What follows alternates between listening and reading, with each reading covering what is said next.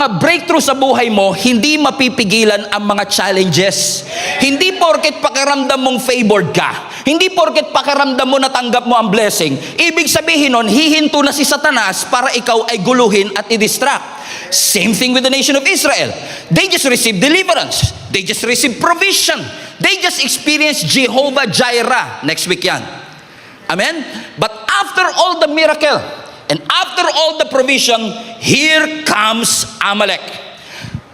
Tinugon ng Panginoon ang kanilang pangangailangan. Sinustain sila ng ating Panginoon. Pinatunayan ng Panginoon na hindi sila iiwan ng Diyos. At pinatunayan ng Panginoon na may malasakit sa kanila ang Panginoon. And yet, dumating pa rin ang Amalek. Dumating pa rin ang challenges. Kitang-kita nila ang evidence ng faithfulness ng Panginoon. Pero dumating pa rin ang Amalek. And here's the twist. Hindi dumating yung Amalek 1 month later. Hindi dumating ang Amalek next year or next season. Immediately, habang nandun pa sila sa Rephidim, kung saan dumaloy ang tubig, while they are still enjoying the blessing, fresh pa ang blessing, nasa memory pa nila yung blessing, dumating ang Amalek. And this Amalek was so serious, they want to kill the nation of Israel while they are still enjoying the blessing. I believe this timing is very intentional. Kasi yung mga minsan ina-assume natin na daranas lang tayo ng battle kapag malayo ka sa Diyos. Pero may mga battle na dadaan sa buhay mo, hindi dahil malayo ka sa Panginoon, kundi daraan yung battle after a moment of victory. But in spite of all of this, in spite of all the challenges, in spite of all the battles, when we study the text, and I was amazed. I've read this text many times. I've preached this text many times. But iba talaga ang presensya ng Panginoon. Iba talaga ang word ni Lord. It's always fresh every morning. So are you ready to learn? Based on the text, we are going to do an expository approach right now. We are going to study the text and we can see that even though may presence ng kaaway, hindi nawala ang presence ng Diyos. First thing that you can learn from this is number 1, even though may Amalek, the Lord covers you. Kahit may presensya ng kaaway, kitang-kita po natin na ang Lord kasama pa rin nila. Pansinin po ninyo ito. Ang sabi ng verse 8, balikan natin yung verse. Ang sabi po ng Biblia, while the people of Israel were still, highlight that part, were still at the Rephidim. Ulitin ko, yung Rephidim, dun sila uminom ng tubig. Ibig sabihin, fresh na fresh pa yung mineral water na ininom nila. Ano ang sabi ng Biblia? The warriors of Amalek, everybody say Amalek. Kaya Amalekites kasi Amalek sila. Now, yung Amalek, yan yung laging pinapaalala ng nanay sa atin. Papunta ka pa lang, Amalek na ako. Everybody say. Ang sabi ng Bible, ini-enjoy pa lang nila yung miracle, fresh pa yung miracle, fresh pa sa memory nila na ang Diyos nag-provide, and yet inatake sila ng Amalek. Now question, inatake ba sila ng Amalek dahil malayo sila sa Diyos? No. Inatake ba sila ng Panginoon kasi nagre-rebelde sila sa Diyos? No. Anong rason? Kung hindi sila distant, and hindi sila rebellious, bakit sila inatake ng Panginoon? And that is, I found a hard time wrestling with the text and trying to find a reason bakit inalaw ng Panginoon. Because the answer to this question might be to answer to our question. Na minsan, Lord, lagi naman ako nasa church, lagi naman akong lumalapit, lagi naman ako nagpe-pray, and yet dumating yung Amalek. Kaka-graduate ko lang may Amalek na, kaka-promote ko lang may Amalek na, kakasilang pa lang ng bago kong anak may Amalek na. So the answer to this question might answer your question. And you know what? God is true to His word. Because years later, in-explain po sa atin ng Deuteronomy 25 kung ano ang reason kung bakit inatake sila ng mga Amalek. Are you ready? So let's open up our Bibles to Deuteronomy chapter 25, verse 17 to 18. Basa. Never forget what the Amalekites did to you as you came from Egypt. There you go. That's the reference for Exodus 17. Verse 18. They attacked you. Read. They attacked you when you were rebellious. They attacked you when you were distant. Is that what the Bible said? No. Hindi sila inatake dahil sila ay rebellious. Hindi sila inatake dahil sila ay malayo sa Diyos. No. They were attacked because they were exhausted and weary. Exhausted means you are tired physically. Weary means you are empty on the inside. And watch this. Hindi sila inatake ng Amalek dahil nagre-rebelde sila sa Diyos. Inatake sila ng Amalek nung pagod na pagod sila. Ibig sabihin, ito kasing mga, kung titignan nyo po ang history ng mga Amalekites, ito mga Amalekites, sneaky yan. Pag umatake yan, hindi yan paharap umatake. Aatakihin ka niya from behind. Hindi lang sila sneaky, they are strategic. Sinasadya nila na yung inaatake nila yung mga vulnerable, yung mga pagod, yung mga mahihina. Selective sila na hindi nila inaatake yung mga malalakas, ang inaatake nila yung mga mahihina. At habang nandoon sila sa wilderness, sila talaga yung napuntirya ng Amalek. Think about this. Wala naman silang sariling lupa. Anong mapapala ng Amalek pag tinalo sila? I mean, kung talunin mo sila sa Rephidim, hindi naman kanila yung Rephidim. Walang mapapala ang Amalek. It's just that ang Amalek po ay kilala na nagte-take advantage ng mga mahihina. Kaya delikado ang Amalek sa buhay natin. Hindi nananalo ang Amalek dahil malakas siya. Nananalo ang Amalek kapag ikaw ay exposed at walang covering. Hindi lahat ng mga panalo ng kaaway ay dahil malakas ang kaaway. I have to remind you, Satan is already defeated. Death has been defeated. The Bible says, God already devangs the enemy. Wala nang pangil ang kaaway. Kung makagat ka man ng kaaway, bagang na lang ang dadapo sa'yo. Wala na siyang kapangyarihan. Pero bakit tayo natatalo? Hindi dahil malakas siya. Kaya madalas tayong bumabagsak kasi ang buhay natin masyadong exposed. In the midst of our fatigue, in the midst of our exhaustion, in the midst of our weariness, doon umaatake ang mga Amalekites. Ibig sabihin, ang greatest threat sa ating mga Kristiyano, hindi laging si Satanas. Minsan ang greatest threat kapag ang Kristiyano walang covering. Because Satan was also sneaky. Kung ano blind spot mo, yun ang aatakihin sa iyo. Selective siya. Hindi ka niya aatakihin habang umiinom ka pa ng tubig. But after the miracle, after the promotion, after the breakthrough, here comes Amalek. Papunta ka pa lang. Everybody say Amalek. In fact, Amalek is more than just an enemy. Because through reading the scripture, makikita po ninyo that it was indeed the first time na nilabanan ng nation of Israel ang Amalek. Ito ang unang beses, pero hindi ito yung huling pagkakataon. Because kung titignan nyo yung verse 16, sabi dito, the Lord will have war with Amalek from generation to generation. When you study the scripture, even sa panahon ni King Saul, Amalek ang kanya. Naalala nyo nung nawalan ng anointing si King Saul kasi meron siyang itinira dun sa laban, Amalek yung kalaban niya nun. Si David, nakalaban ng Amalek. Hanggang kay Esther, nandun si Amalek. Ibig sabihin, itong Amalek is a picture of an enemy na hindi mo mapapabagsak sa unang laban. It is a picture of a pattern. It is a picture of a cycle. Kasi hindi lahat ng kasalanan mapagtatagumpayan mo sa unang araw. May mga kasalanan na nagiging pattern, nagiging cycle. Mga temptation na paulit-ulit. Come on now. Mga frustration na paulit-ulit. Mga conflict na paulit-ulit. Mga taong paulit-ulit mo pinapaalalahanan. That's why naniniwala ako, if you are addicted to something, if you're struggling with something, kung ikaw ay in bondage of something, may mga battle tayo na hindi porket hindi ka na nakapanood ng pornography ngayon tapos na ang laban. Kasi ang Amalek babalik at babalik siya sa panahong vulnerable ka, sa panahong mahina ka, sa panahong exhausted ka, sa panahong weary ka. And that is a picture of something na akala natin tapos na, pero ang totoo, hindi pa pala. Pastor, bakit ganon? Hindi ba strong enough ang Diyos para talunin ang Amalek? No, it's not an issue of mas malakas ba ang Amalek sa Diyos. There's no question. God has no rival, God has no equal. Wala kang pwedeng ipantay sa Diyos. Malakas man ang kalaban mo, siguradong mas malakas ang ating Panginoon. Pero hindi natin matalo-talo ang Amalek dahil malakas siya. Kaya madalas may mga cycle and pattern sa buhay natin kasi ang mga Amalek, pag pag inignore mo, nagmo-multiply. Pag bumalik, mas malakas na siya.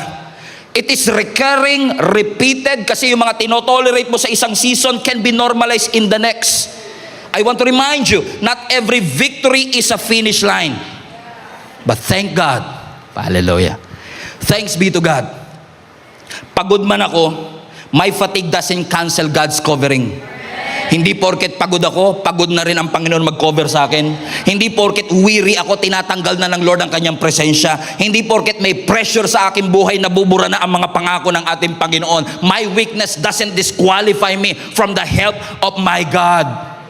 Kasi ang Diyos, hindi niya lang kino-cover kung sino ang malakas. You may be under attack, but you are still under God's covering. You may be tired right now, but you are still under God's covering. You may not be at your best right now, but you are still under God's covering. Your security is not based on how strong you are. Your security is based on how strong your God is. How big your God is. How powerful your God is. Can we give up a shout of praise to a God who is strong and mighty? Everybody say covered. Put that in the comment section. I am covered. Pero hindi porket covered ka, wala ng pressure. Hindi porket covered ka, wala ng challenge. Hindi porket may payong ka, hihinto yung ulan. Hindi porket insured ka, hindi ka na mamamatay. Kahit covered ka, ang challenges nandyan pa rin. So hindi mapipigilan ng covering ang ulan, pero mababawasan ng covering yung impact ng ulan. So when you're covered, hindi ibig sabihin mawawalan ka ng pagsubok. When you are covered, hindi ibig sabihin wala ng atake. After all, the Bible says, the weapons will be formed. So there's no doubt. Hindi sinabi ng Bible, hindi makakaporma ang kaaway. Makakaporma, pero hindi magsasucceed. Kaya pala sabi ng Bible, yung faith sa armor of God is a shield. Remember? Shield of faith. Because when you have faith, you're covered. Pero hindi porket may faith ka, wala ng challenges. Pero kapag may faith ka, yung penetration ng challenges, mahina. The faith can stop the penetration of a challenge. And thanks be to God. Kasi yes, hindi lang ako covered. Yes, I have faith. Yes, may umbrella ko. Yes, may insurance ako. Mamamatay pa rin. Pero at least yung impact sa pamilya ko mababawasan. Kaya, magpa-insure na kayo. Joke lang. Wala.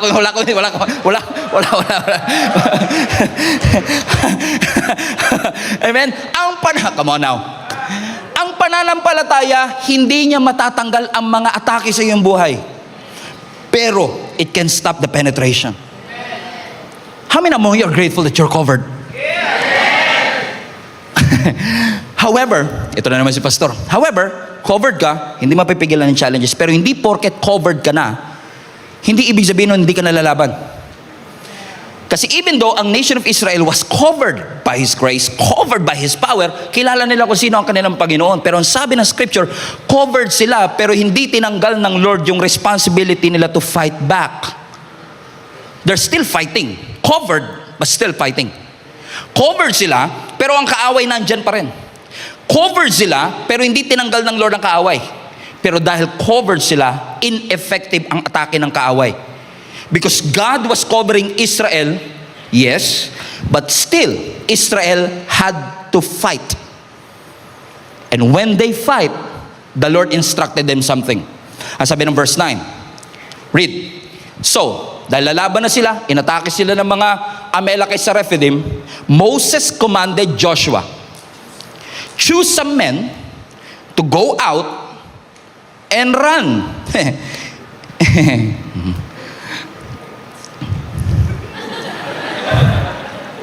Alam mo nila, patunayan ko, mas mahal ako ng 9 o'clock kesa sa 3.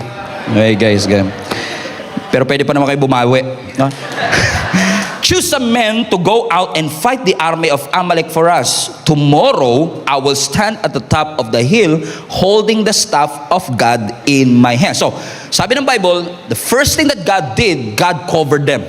Pero hindi porket covered ka, wala ka ng responsibility to fight. But when you fight, this is what you're going to do. Balik mo yung verse 9 anak. Ang sabi ng Lord, put the verse 9, Moses commanded Joshua, highlight this part, choose some men. Pumili ka ng mga tao. So pipiliin mo kung sino ang ating isasamang mga soldier. Pero hindi mo lang sila pipiliin, yung pinili mo must go out, and highlight this part, and fight the army of Amalek. So pipili ka ng tao, at yung pipiliin mo, lalaban. So si Joshua, together with his chosen people, they will fight. Kasi sabi ng Bible, no? Choose some men to go out and fight the army of Amalek for us. Teka, para sa'yo? Ikaw, sir, saan ka? Here comes next. Tomorrow, I will, highlight this part, I will stand at the top of the hill holding the staff of God in my hand. So here's the question. Covered ba sila? Yes. Pero sabi ng Lord, hindi porket covered kayo, hindi na kayo lalaban. Here's what you're going to do. Pumili ka ng mga kakampi natin, lalabang kayo. Punta kayo doon sa baba, lahat ng mga pinili mo mga tao, at kayong lahat ay lalaban sa mga Amalek for us. Asan ka, boss? Sabi niya, tomorrow, I will stand on the top of the hill. Tatayo ako dito, ang sabi ng Bible, holding the staff of God in my hand. Sir, ibig niyo po bang sabihin, espada hawak namin dito, tapos ikaw hawak mo rito, tungkod? Boss, ikaw leader. Comprende? Why? Because yes, God covers you, but watch this, but God also, number 2, God positions you. So binigyan sila ng Lord ng dalawang posisyon. Dalawa posisyon nila. Ang sabi ng Bible, si Joshua, kasama yung kanyang mighty men, lalaban sa baba. Pero si Moses, nandito sa ibabaw. So si Moses, nandun siya sa ibabaw, siya ang bird's eye view. Ah, galing. Nice one, nice one. Replay. Pero si Joshua, they will do the hard job. Sila yung gagawa ng matitinding trabaho kasi sila yung lalaban sa mga Amalekites. Because you know what? In every battle, God wants you to position yourself hindi lang sa ibaba. Because yes, salamat sa Panginoon that we are talented enough to fight. Because pero ang battle hindi lang tactical. Dapat ang battle is spiritual din. Kasi kapag ang laban mo puro tactical, nakakapagod. That's why you need somebody like a leader of Moses, na habang ikaw ay nakikipaglaban, they will be there fighting, maybe not physically, but they are positioned to pray for you, to intercede for you. Are you still with me, mga kapatid? Because sometimes napapagod tayo sa mga laban ng buhay natin because we are trying our best to fight tactically.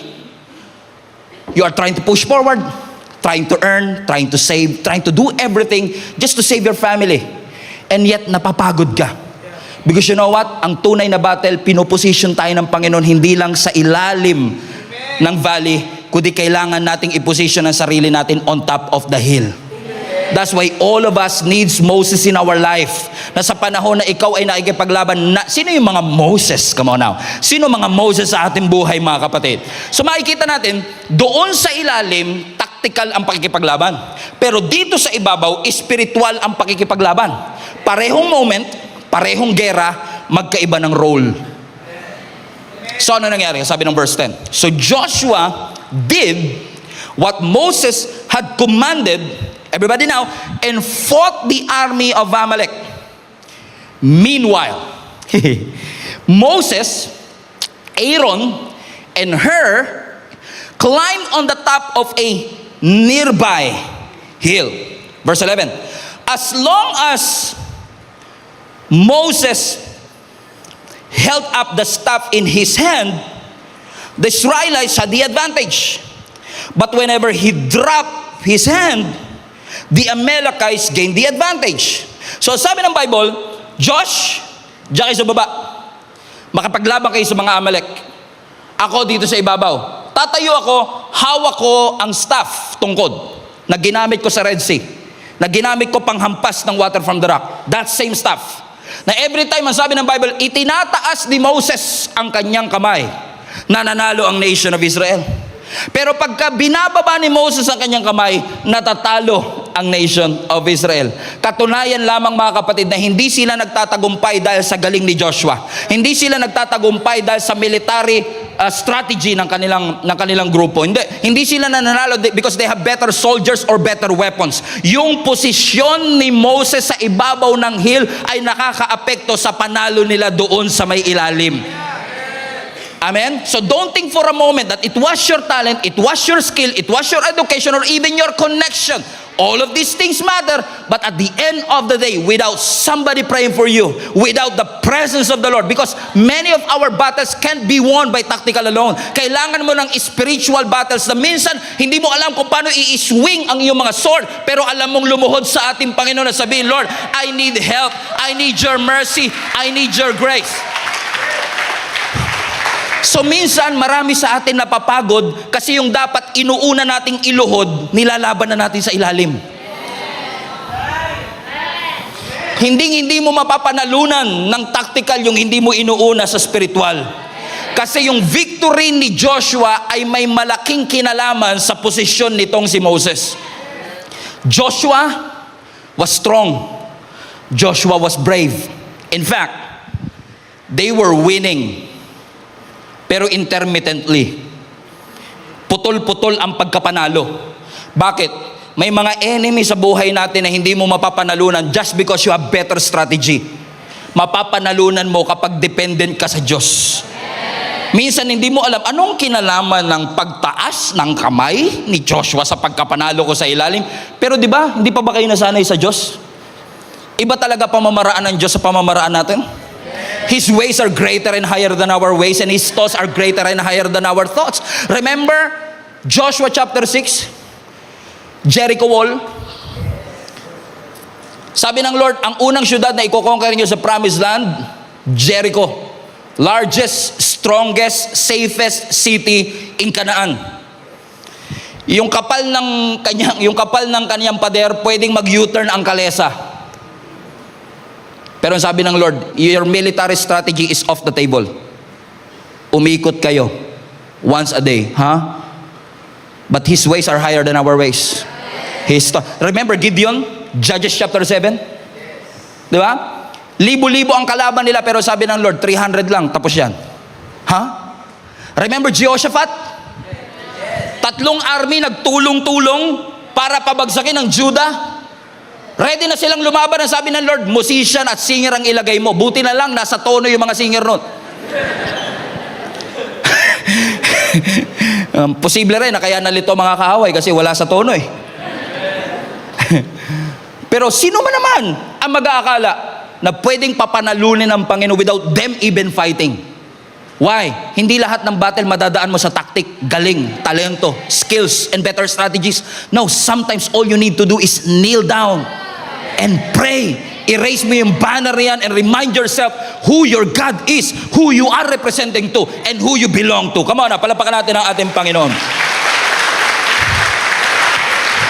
So maganda. Masama bang magplano, Pastor? No. Ayusin mo, planuhin mo, isolve mo, push harder. Pero hindi pwedeng tulak ka ng tulak, plano ka ng plano, ayos ka ng ayos, pero napakahina ng prayer life mo, kapatid. Magandang may tactical advantage. You cannot fix your marriage just by these tactical things. I need more effort, I need more control, I need more strategy. But you need more prayers. 2. Hindi mo maayos ang wrong habits, ang stress, ang anxiety just by the... No. If you have better weapons, you can perform good. But if you forget who your God is, you will drift. At pag ikaw nag-drift, mas mahirap yan because ang problema mo, direction sa ating Panginoon. Pwedeng napakarami mong activity, pero asa ng prayer?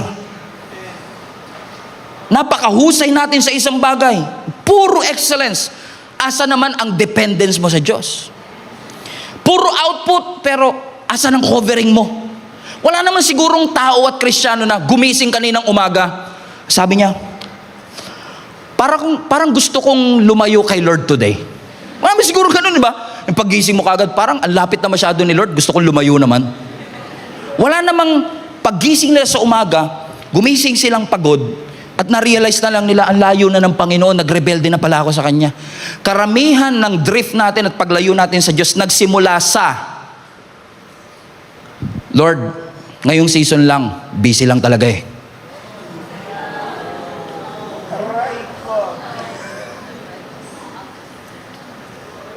Babalik din po ko, Lord, ayusin ko lang sarili ko. Wala akong nakita na sinabi, Lord, ayoko na sa'yo. Break na tayo. Madalas siya nagsimula, Lord, kahit ngayon lang. Marami lang talagang iniintindi sa buhay. Yun ang hindi ko maintindihan. Ang dami mo pa na palang iniintindi, yung makakapag-solve, iniwan mo pa. Marami ka na palang iniintindi, bakit mo iiwanan ng Panginoon? So, ibig sabihin, mas may tiwala ka pa sa bangko mo. Mas may tiwala ka pa sa alam mo. So, magaling ka sa tactical, pero hindi lahat ng battle mapagtatagumpayan ng galing at husay. Ligo at dasal. Kailangan. Sabi mo sa katabi mo, may pag-asa ka pa.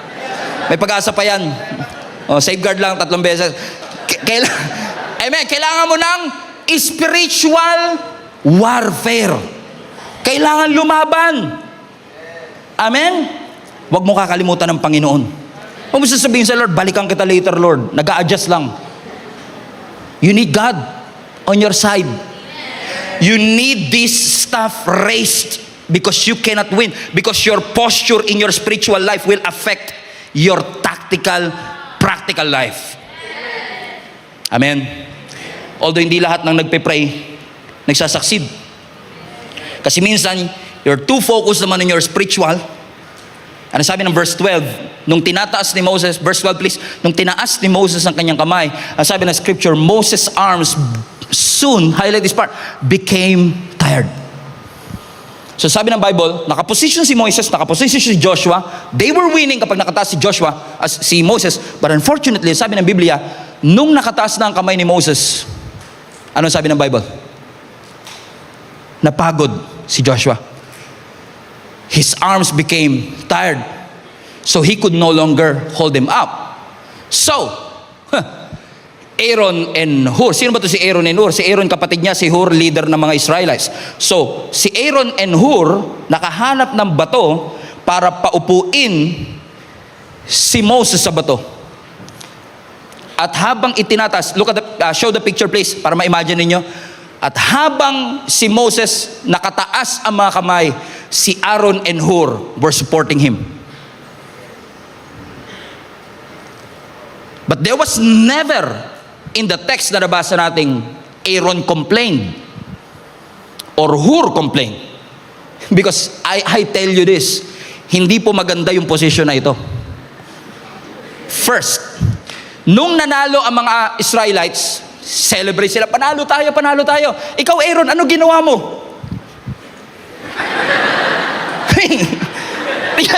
I mean, hindi ka tulad ni ikaw Joshua, anong ginawa mo? Nakapatay ako 47. Ikaw, yung mga soldier, grabe. Ito mo, gas-gas mga armor ko. Ikaw, Hur.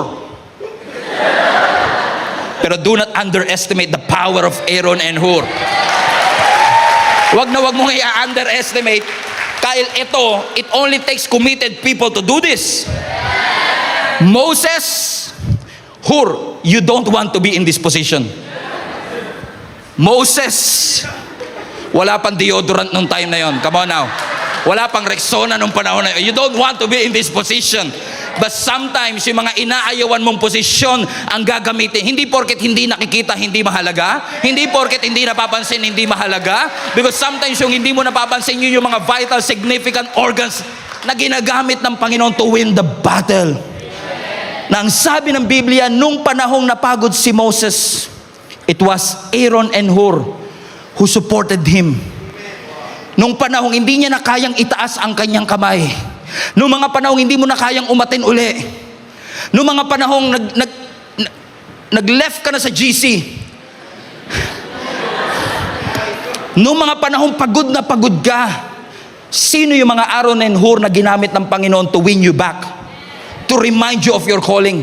To remind you, this is just a deception of the enemy. To remind you, there's hope. It's not too late for you to change. It's not too late for you to get up again.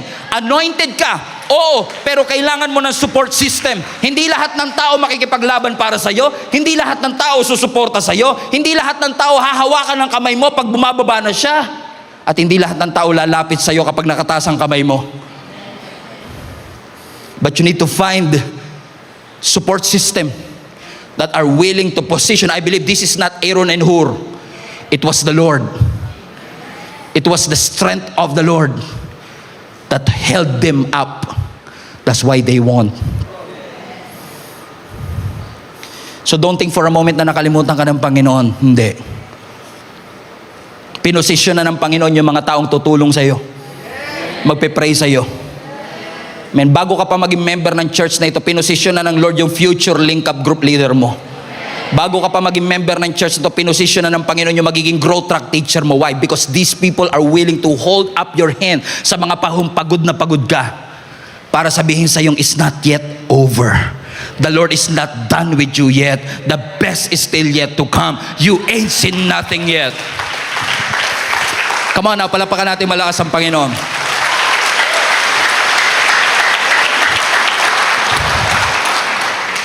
So, ibig sabihin, walang binatbat ang Amalekites sa Israel, pero naging problema ni Moses yung kanyang pagod. But still, because of Aaron and Hur, they fought, they prayed, they endured.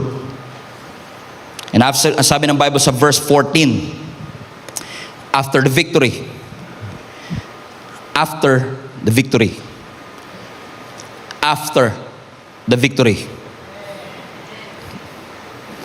after.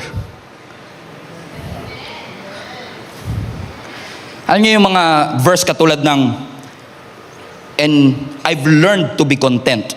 Like Apostle Paul, I've learned to be content. Bago mo ma-learn, ang dami mong dinaanan, right? So hindi mo matututunan kung hindi mo tiniis. Hindi mo matututunan kung hindi ka prinotektahan. So, when you say after the victory, it only means something. Ang victory hindi basta-basta makukuha. So, nahirapan sila, napagod sila, pero nanalo pa rin sila. Why? Because yes, the Lord covered you. And the Lord positioned you. But it's also the Lord who sustained you. That's point number 3. The Lord sustains them. Sabi ng Biblia, hindi hinayaan ng Panginoon yung hirap ang makapagpahinto ng katagumpayan. No. It was the Lord who sustained them. Because sabi ng Bible, let me prove it to you. It was the Lord who sustained them. Because sabi ng verse 14, after the victory, the Lord instructed Moses, write this down on a scroll. Fasten your seatbelt. Papunta na tayo sa exciting part. As a permanent reminder. Everybody, look at the screen now. And read it aloud to Joshua. Not to the nation of Israel. Specifically. Isulat mo to, lagay mo sa scroll, para ipaalala sa inyong lahat. At basahin mo ng malakas kay Joshua. Ano yon? I will erase the memory of Amalek from under the heaven. Ano ang sinasabi ng Lord? Bakit sinabi ng Lord? Basahin mo kay Joshua. Kasi gusto siguro sabihin ng Panginoon, yes, General Joshua, ikaw ang lumaban sa battle. But the outcome was decided not because you have a sharp sword, but because it was decided on a hill. Bakit ko nasabing ganon, kapatid? Because kung mapapansin ninyo, pagkatapos ng battle, hindi sinabi ni Moses, uy, celebrate natin, ang galing ni Josh. Uy, i-promote natin si Joshua, napakahusay niya. No. Ang sabi ng verse 15, instead of celebrating Joshua, he built an altar as a permanent reminder to all of them. And Moses named it, everybody shout, highlight this part, Yahweh Nisi. The Lord is my hope. I find it fascinating na hindi sinabi ng Lord, pangalanan yung the Lord is my sword or the Lord is my victory. I mean, think about this. Last week, Jehovah Shalom. I mean, Shalom, peace. Makes sense, right? Jireh, next week. Jireh, provider. Rapha, healer. Rohi, shepherd. Connected, pero Nisi, banner? I mean, okay yung healing, protection. I mean, ang layo naman ng banner, Lord. Why is it that you, hindi mo sinabing the Lord is my victory? Sabi niya, the Lord is my banner. Because you know what? Yung banner speaks about an identity marker. Show them the picture of a banner, please. Yung banner is something like this. Banner, please. There you go. A banner is a symbol of identity marker. Parang flag ng Pilipinas. Parang uniform ng basketball team. Yun yung nagre-remind sa kanila kung ano yung nirarally nila para magtagumpay. So when they won after the victory, hindi sinabi ng Panginoon, the Lord is your sword, the Lord is your victory. No, the Lord is your banner. Because probably some of them, while fighting in the valley, fighting with Joshua, some of them also get tired. Napagod din sila. But every time they look at the banner, they were reminded. And at that point, yung banner nila ay yung staff ni Moses, which reminds them, Yahweh is my identity. I'm not fighting for myself. My victory is not for myself. I am representing the Lord. I am representing who my God is. So kahit napapagod ako, nagkakaroon ako ng iba yung lakas uli because I was reminded, teka lang, this is not just for me anymore. This is for the Lord. Amen. You are fighting under the name of Yahweh Nisi. The Lord is your banner. It's not your victory. It's the Lord's victory. It reminds you, who do you belong to? Who are you representing? Is it worth it? Are you still under His covering? When you say the Lord is my banner, Yahweh Nisi, you are reminding yourself, I know I belong to the Lord. I know I represent the Lord. I know my victory comes from the Lord. I refuse to fight life's battle outside the Lord. That's why He named Him Yahweh Nisi, the first and only mention of the word Nisi. Sabi ko nga, Lord, bakit dito sa Rephidim? Bakit hindi dun sa Red Sea? Hindi dun sa Mana? Bakit dito? Because I believe God is not just teaching the nation of Israel how to win. They are teaching them how to remain fighting under His name. May na-realize sila nung araw na yon. Na-realize nila hindi sapat ang lakas ko para manalo. Nananalo ako kapag naitataas ang pangalan ng Panginoon. I am not winning because I'm talented enough. Because hindi itinaas espada. Ang itinaas ay banner. Kasi magandang may espada, magandang may skill, magandang may equipment. Pero ang tanong, align ka ba? Alignment muna bago equipment. Align ka ba doon sa banner mo? Because every time you get tired, always run to your banner. Every time na nakukonfuse ka, balik ka doon sa banner. Balik ka kay Yahweh Nisi because Yahweh Nisi will remind you, you are not alone. The battle is the Lord's. You're not fighting on your own. You're fighting, representing Yahweh Nisi. So they won. Ang banner hindi siya weapon. Ang weapon pwede magbago, ang tactics nag-a-adapt. Pero ang banner, it never changes. This text reminds us, ang decisive factor kung bakit sila nanalo, hindi dahil matalas ang espada ni Joshua, hindi dahil marami silang soldier, hindi dahil maganda ang kanilang strategy. Kaya sila nanalo. Kasi itinaas ni Moses ang banner. Reminding each and every one of them, you're tired? Alam kong gusto mo na sumuko. I know you're tired, but remind yourself of your position. You are under Yahweh Nisi. So pag emotion lang, minsan gusto mo na sumuko, pero every time nababalik at titignan mo yung flag, Lord, thank you. That my position in you is not based on my emotion. I'm tired. I want to quit. I want to end everything. But every time I look to the banner, I was reminded, I was not alone. Hindi ako nag-iisa, kasama ko ang Panginoon at hindi ako pababayaan ng Panginoon. Hindi ako iiwan ng ating Panginoon. I belong to Jesus. I belong to His kingdom. I belong to Yahweh Nisi. Is there anybody here na makakapagpatunay? Gustong-gusto mo nang huminto, but every time you've been reminded, you are the son of God. You are His daughter. You are the child of the Most High God. You are forgiven, restored, redeemed. And every time you remind yourself of that, nagkakaroon ka ng panibagong lakas.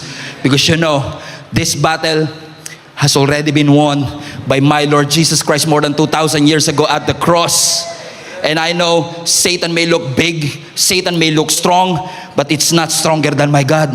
It's not bigger than my God. Because my God is bigger, higher. My God is powerful, no rival, no equal. Wala kang pwedeng ipantay sa Kanya. Wala kang pwedeng ikumpara sa ating Panginoon. Wala kang pwedeng ihambing sa ating Panginoon. Because every time you remind yourself, my God is my banner.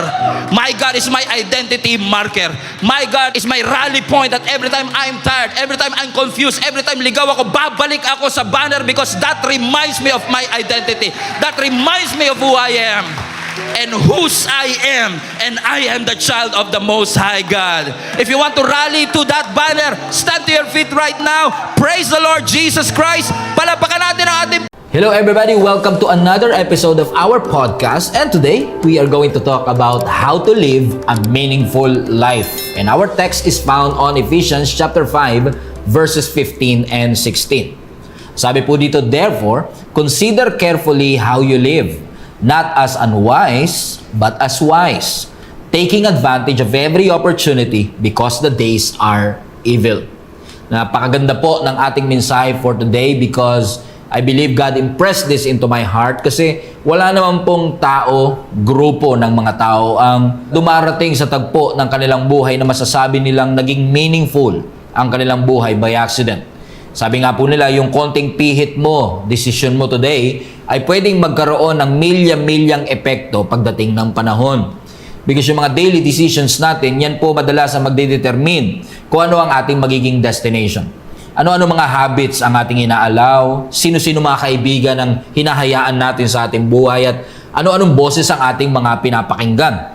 Especially when we are in a formation season of our lives. Kung ikaw ay kabataan o single pa lamang, yan ang tinuturing po nating season kung paano nakakapag-set tayo ng direksyon at trajectory ng ating buhay. Naalala ko na ako ay 18 years old, naging youth pastor ako ng simbahan. Na ako ay 26 years old, na ikasal ako sa pinakamagandang babae sa balat ng lupa. At the age of 27, I said yes na maging pastor ng isang simbahan. Nung ako'y kabataan pa, that's not just a waiting season. I believe that is a construction season of my life. Because yan po yung mga panahon na magandang-maganda para i-shape mo ang inyong habits, ang inyong thinking. Magandang pagkakataon para ma-shape mo ang iyong discipline, ang iyong pananampalataya. Paano mo ginugugol ang iyong panahon? Ano-ano ang iyong mga pinapanood? Sino-sino ang iyong mga pinapakinggan? At paano ka lumalago sa iyong pananampalataya, sa iyong karir at sa iyong buhay? Yung mga direction po kasi na yan, hindi mo yan masiset kapag ka naikasal ka na. Yung direction, hindi mo yan masiset kapag promoted ka na. In fact, yung marriage, it cannot fix your direction. But it can magnify that you are in the right or wrong direction in your life. Kapag tayo ay disiplinado nung tayo ay single pa lang, more likely magiging stable tayo when we are married. Pero kung ligaw tayo nung single pa lang tayo, malamang dalawa na kayong ligaw when you got married. Pero at the end of the day, ang goal ba talaga ay maikasal ako, ma-promote ako? Because ang goal is not just to get married. Our goal is not just to get promoted. Our goal is not just makapagtrabaho sa ibang bansa. Our goal is maturity. Because when we mature, kapag tayo ay nag-grow spiritually, nag-grow in our mindset, nag-grow emotionally, you can handle the pressure well. You can manage your emotion. More importantly, we are able to honor God consistently in our lives. Bakit po? Kasi kung walang magbabago sa habits natin, kung walang magbabago sa discipline natin, kung walang magbabago sa relasyon natin sa ating Panginoon, nasaan kaya tayo after 5 years? Kasi hindi natin ma-achieve ang stability 5 years from now kung walang magbabago sa buhay at sa direksyon natin for today. Yan po ang ibig sabihin na ang buhay natin nagde-drift. Pag sinabi mo kasing drifting, parang parang bangka na hindi nakaangkla. Gumagalaw siya, lumulutang siya, pero dahil walang nagtitimon, hindi mo na kailangan ng malakas na bagyo para mawala yung barko na yan. At maraming tao ganyan sa kanilang buhay. Hindi natin madalas pinaplano anong mangyayari 5 years later, kaya nagpapaanod-anod na lang tayo kung saan po tayo dadali ng buhay. At alam ko, wala nang iba pang makakapag-represent ng idea ng drifting bukod sa story na isinare po sa atin ng Panginoon about the prodigal son. In Luke chapter 15 po kasi, gustong i-reveal ng ating Panginoong Jesus ang puso ng Diyos Ama, kaya ibinahagi po ni Jesus Christ ang story ng prodigal son. Ang sabi ng storya, mayroong isang anak na nag-demand ng kanyang inheritance prematurely. Nung ibinigay ito ng ama sa kanya, iniwan niya ang kanyang bahay. At ang sabi ng Bible, he wasted everything in reckless living. Unfortunately, nung naubos na lahat ng inheritance na ibinigay ng kanyang tatay, dumating ang matinding taggutom and he found himself empty, hungry, and feeding pigs. Nagpapakain po siya ng baboy. At habang nagpapakain po siya ng baboy, na-realize niya na yung kinakain po ng mga servant ng kanyang ama ay parang mas masarap pa sa kanyang kinakain. At dahil po sa kanyang brokenness at siguro na humble na rin po siya because of the situation, nagdesisyon po siyang bumalik sa kanyang tatay. At nung bumalik po siya, hindi po siya nag-expect ng restoration. Ang ine-expect niya lang po, acceptance. But the father, no, when he saw his son, ang sabi ng Bible, he ran to his son, kissed him, and restored back everything to him. At yung story po ng prodigal son is a best illustration of what a drifting life will look like. Kasi kung mapapansin po niyo sa storya, yung prodigal son naman, hindi niya naman pong plinano na maging tagapagpakain ng baboy. Ibig sabihin, hindi niya plinano na wasakin o sirain ang kanyang buhay. Pero hindi rin siya naging intentional saan ba niya talaga gustong pumunta. Kaya po ang drifting delikado siya eh. Kasi hindi mo makikita agad saan pupunta ang iyong buhay because hindi mo siya pinaplano, nagpapalutang-lutang at nagpapaanod-anod lang po tayo. And today, I want to share to you ano po yung path o journey if we really want to live a meaningful life, what not to do. Ano ba yung progression para ang isang tao ay madrift palayo sa Panginoon? Number 1, sabi po ng Luke chapter 15 verse 13, a few days later, this younger son packed all his belongings and moved to a distant land, and there, on a distant country, he wasted all his money in wild living. Ano pong sinasabi ng scripture dito? Ang unang step sa drifting o paglayo, ang unang step to ruin your life, if you may, is distance. Kasi sabi ng Bible, itong lalaki na ito, itong anak na ito na merong maganda at consistent relationship sa kanyang tatay, nagdesisyon, hindi lang kuhanin ang kanyang inheritance, kundi lumayo sa kanyang tatay. Saan siya pumunta? Ang sabi ng Bible, he moved to a distant land. Nagpakalayo-layo siya. At yan po ang first step ng drifting, yung inilalayo natin ang ating sarili. Siguro, yung prodigal son, ang gusto lang niya naman mag-enjoy. Ang gusto niya, pleasure. At hinahanap niya sa pleasure yung tunay niyang kailangan, purpose. Kasi ang tunay niyang kailangan, direksyon eh. And usually tayo, when we are in a season of our lives na nasa formation stage tayo, for example, ikaw ay single, we don't feel empty dahil single tayo. At minsan, maririnig natin yan na, siguro pag ako ay nagka-jowa na, siguro magkakaroon ng meaning ang aking buhay. Pero guess what? You don't feel empty dahil single ka. You feel empty because you lack direction. Kaya natin nararamdaman ng emptiness kasi wala tayong malinaw na direksyon sa ating buhay. Kasi hindi po maaayos ng romance ang ating emptiness. What fixes that emptiness that you feel is actually meaning. Katulad ng prodigal son na ito, nung una, pakiramdam niya, napakalaya niya eh. Imagine mo, walang rules, walang structure, walang accountability, walang authority. Pansinin niyo ha, gumagalaw siya, may movement siya, pero wala siyang direksyon. Ibig sabihin, hindi porket may movement, may progress. Because apparently, this prodigal son, he went away, he went to a distant land, he was moving away, but he was aimless. And I believe yan ang pinakamalaking pandaraya ng kaaway sa atin. Yung puro tayo activity pero walang direksyon. We are busy working, busy dating, busy posting, busy surviving. May progress ba? Wala. Because the direction should be not just moving forward, but it is leading you upward, palapit sa ating Panginoon. Halimbawa po ang isang sasakyan, no, kapag yan ay nasa bundok, for example, at nakapark, at yung sasakyan na yan ay naka-neutral on a downhill o pababa, pwede yang gumalaw, but eventually it will crash. And I believe that's the same thing. It's not, hindi po sapat na puro tayo activity. We need direction in our lives. And unfortunately, yung nilalayo po natin ang ating sarili could be a start of a drift. Number 2, hindi lang po siya pumunta sa distant country. Ang sabi po ng Bible sa Luke chapter 15 verse 14, about the time his money ran out. Nung naubos na po ang kanyang salapi o ang kanyang pera, ang sabi ng Bible, a great famine swept over the land and he began to starve. Unfortunately, yung kanyang distance ay nag-create ng pangalawang step ng drift, which is decline.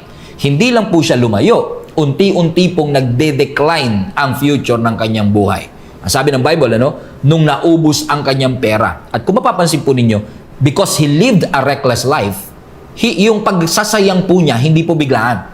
In fact, yung kanyang pagsasayang, gradual po yan, dahan-dahan. Pero yung collapse, sudden. All of a sudden, na-realize siya, teka lang, hindi lang ako walang pera, nagkaroon pa ng matinding taggutom dito sa bansa kung saan ako naroon. And I don't have money, resources to get out of it. Unfortunately, I'm stuck here. And that's how drifting works.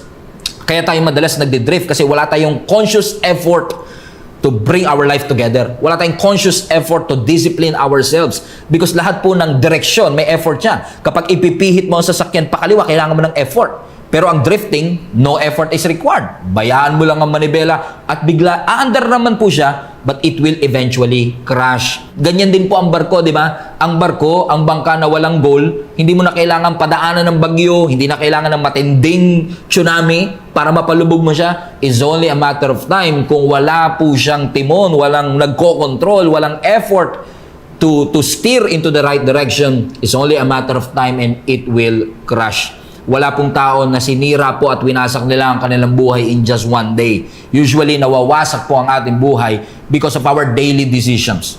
Hindi tayo, ini-skip natin ang prayer, ini-skip natin ang church, ini-ignore natin ang discipline, mas pinaprioritize natin yung entertainment kaysa growth, yung namumuhay tayo ng walang purpose. Lahat po yan ay daily decisions that we make na papunta sa decline. That we are not just distancing ourselves, we are declining because we don't have effort to steer into the right direction. Kung naniniwala ka na hindi aksidente ang tagumpay, maniniwala din siguro tayo na madalas hindi rin aksidente ang pagbagsak. Kung ang tagumpay hindi aksidente, ang pagbagsak madalas ay hindi rin aksidente. Kasi lahat naman siguro ng tao nagsasabi, gusto ko ng godly marriage. Gusto ko maglingkod sa Panginoon. Gusto ko magkaroon ng peaceful life. Pero yung puro intensyon na walang direksyon, is just an imagination. You don't reap what you wish. You reap what you plant. You reap what you sow. Hindi natin inaani yung bagay na ipinangarap natin. Ang inaani natin yung bagay na tinanim natin. Yung effort na in-exert natin. As I've said, wala namang nagpaplano na sayangin ang kanyang buhay. Pero unfortunately, hindi po tayo nagiging intentional. Saan ba natin gustong pumunta? Ano ba ang goal natin pagka natapos po ang taong ito? And that's the reason why siguro maraming young people, maraming single people ang stuck. Kasi walang vision, walang goal, walang growth. And we are trying to solve that emptiness with new relationship, new promotion, new company. Hindi pleasure ang makakapag-satisfy ng soul mo. I wish alam mo na yan by now. Hindi pleasure ang makakapag-satisfy sa soul natin. Meaning, kailangan natin ng kahulugan. Kailangan natin ng purpose. And don't tell me na, Pastor, inaantay ko lang yung kalooban ng ating Panginoon. But honestly, if truth be told, you're not waiting, and you know it. You're drifting. You're drifting. How? Lumilipas ang araw, walang purpose. Lumilipas ang araw, puro pleasure ang umuubos sa oras natin, walang growth. Yung calling mo napalitan ng comfort. And that's the most dangerous thing. Hindi yung nag-decide kang sirain ang buhay mo. Hindi tayo nagdidesisyon na wasakin ang ating buhay, pero hindi ka rin nagdidesisyon na iayos ito. And that's the most dangerous decision of all. What is that? Indecision. Indecision is the most dangerous decision of all. Yung iniiwasan mo ang responsibility, iniiwasan mo ang failure, iniiwasan mo ang commitment. Ano nangyayari? Because we're drifting, lumalagpas ang opportunity. Nagbabago ang season, nagsasara ang mga pintuan, tumatanda ka. Aabante ang buhay whether you make a decision today or not. That's why hindi lang distance, bantayan natin yung decline. But thanks be to God, katulad ng prodigal son na ito, yes, he went to a distant country. Yes, nag-decline ang kanyang buhay. In fact, he reached the rock bottom kung saan pinangarap niyang kainin ang kinahain ng baboy. Pero ang sabi ng Bible sa verse 17, when he finally came to his senses, he said to himself, at home, even the hard servants have food enough to spare, and here I am, dying for hunger. Kung babasahin yung succeeding verse, sinabi niya, babalik ako sa akin, tatay. And the third stage is distance. Sabi ng Bible, dumidistansya tayo. He went to a distant country. Pero hindi po natapos sa distance. May decline. Nakita niya ang kanyang sarili that he was on a rock bottom. But you can always turn your life around with the right decision. And that's a third journey of drift that you can change today. Because yung time na yon that he finally came to his senses, that is the turning point. Pero hindi porket yun ang turning point, may nagbago na kagad. Gutom pa rin siya, broke pa rin siya, nasa pig pen pa rin siya. Hindi nagbago ang kanyang sitwasyon, pero may nagbago ng time na yon. Yung direction niya. Kasi finally sabi niya, hindi na ako papayag ng ganito. Hindi na ako papayag na wala nagkokontrol ng timon ng barko na ito. I need direction in my life. Kasi ang mga sitwasyon ng ating buhay magbabago lang kapag una nating binago ang direksyon ng ating buhay today. Alam nyo, na-realize ko naman na kahit anong sabihin ko today, maaaring hindi naman mabago ang iyong buhay. But at least, kung hindi man mabago ang iyong buhay today, change your direction today. Because if you change your direction today, if you change your habits today, you may not see an effect one month from now, but you can definitely see a significant effect after 1 year, after 2 years. That's why church is very important. That's why ministry is very important. Because walang tao na nagbabago ng direksyon by accident. Kailangan nila ng guidance, kailangan nila ng teaching, kailangan nila ng boses na magsasalita sa kanila. And I believe yung simbahan, napakalaking bagay po yan para tulungan tayong lahat, na para ibalik tayo sa tamang direksyon. That's why I believe this is a wake-up call also for all of us. If you're not attending any church, if you're not attending any small group, if you're not reading your Bible, I want to encourage you to join a link-up group, join a small group, join a church. No, kung wala po kayong simbahang inaatinan, kung wala kayong link-up groups na inaatinan, I will put the link in the description box of this video so you can join immediately and change the direction of your life. In fact, I will take this to the next level to support our ministry, to support the ministry in prayer. You can serve, you can pray, you can give financially para masuportahan po natin and we can reach more people at marami pang tao ang mabago because maraming ginagawa sa Satan para tayo ay dayain, para tayo ay lokohin, but we need this message, we need this wake-up call for us to be able not just to change our life but to change the trajectory of our lives. I hope that nakatulong po ito ng malaki sa inyo. Please do not forget to comment, to like, or to share this podcast and see you again on the next episode. God bless po!